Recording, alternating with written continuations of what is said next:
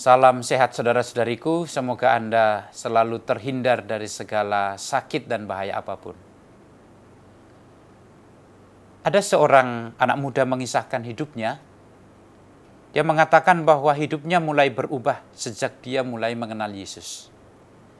Dia mengatakan bahwa kenal Yesus pun terjadi secara tidak sengaja.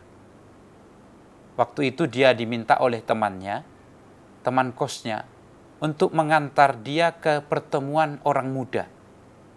Sebenarnya dia tidak ingin mendengar apa yang terjadi di sana.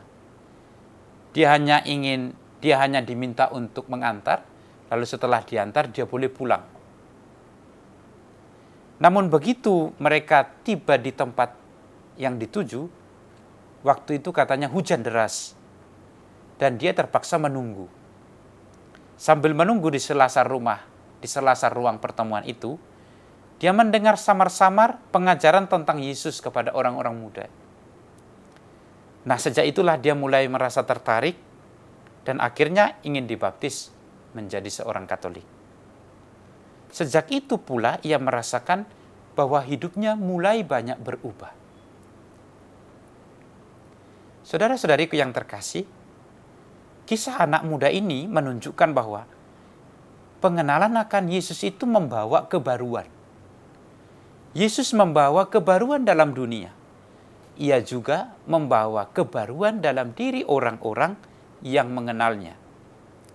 Dalam Injil kita mendengar bagaimana orang-orang Farisi tidak melihat kebaruan yang dibawa oleh Yesus. Mereka tetap ingin mengurung cara berpuasa murid-murid Yesus dengan cara berpuasa mereka yang lama. Maka Yesus membandingkan pemberitaannya dengan cara berpuasa murid-muridnya dengan perumpamaan anggur baru, dengan kantong yang lama. Yesus diumpamakan sebagai anggur yang baru. Sebagai anggur baru, tak dapat dimasukkan dengan kantong anggur yang tua. Itu artinya, Yesus yang kita terima dalam hidup kita tidak dapat diterima kalau bukan dengan hidup yang baru. Mereka masih hidup dengan cara lama. Karena itu, tidak mungkin mereka bisa menerima Yesus dengan kebaruannya. Jika kantong tua ini diisi dengan anggur baru, yaitu kehadiran Yesus sendiri, maka kantong tua itu akan menjadi robek disebabkan anggur yang baru itu. Sebab kantong itu akan menua. Saudara-saudariku yang terkasih, sekali lagi Yesus membawa kebaruan. Ia harus dikenal dan diterima dalam hidup yang baru pula.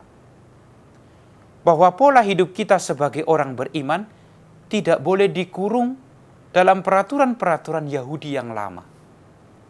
Maka pola hidup kita sebagai pengikut Yesus haruslah dibentuk dalam pola hidup yang baru pula.